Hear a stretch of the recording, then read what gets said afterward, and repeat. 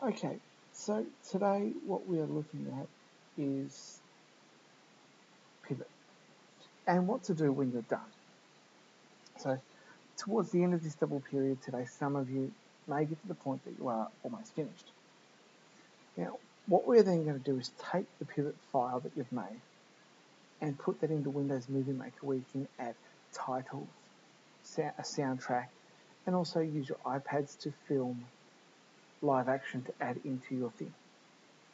So the first step here, and I'm just going to use one of the pre-made animations, is you need to save it in a format that Windows Movie Maker will use. So we go File, Save Animation. Now, when you normally do that, it saves it as a pivot file. So you choose where you're going to save it. Normally your H drive, you give it a name. So I've got Revenge. I'll call this, we'll call this Revenge Part 4.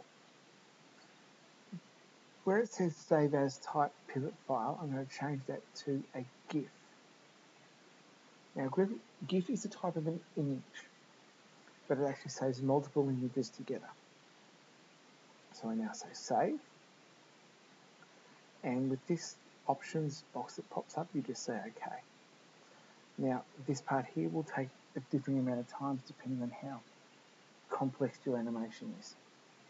So it's now done. So I'll just minimize that. I'm going to find Windows Movie Maker. I'll press the Start button and type Windows. Here it is here, Windows Movie Maker 2.6. Now, I need to import pictures. It feels like it's a video, but it's actually multiple pictures. So I click on Pictures, and then I find the file, Revenge Part 4.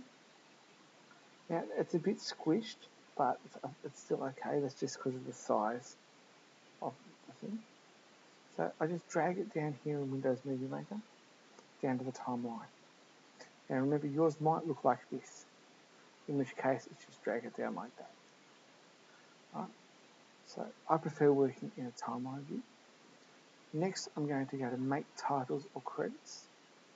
Title at the beginning. I'm going to call it Revenge. Now, the blue background with white writing, I don't really like, so I'm going to change that. Down here, I say change the text font and colour. I'm going to go yellow, okay, colour, and maybe a black background. Okay, I'm going to change the fonts. There we go. And the other thing I'm going to do is change the title animation. There's lots here.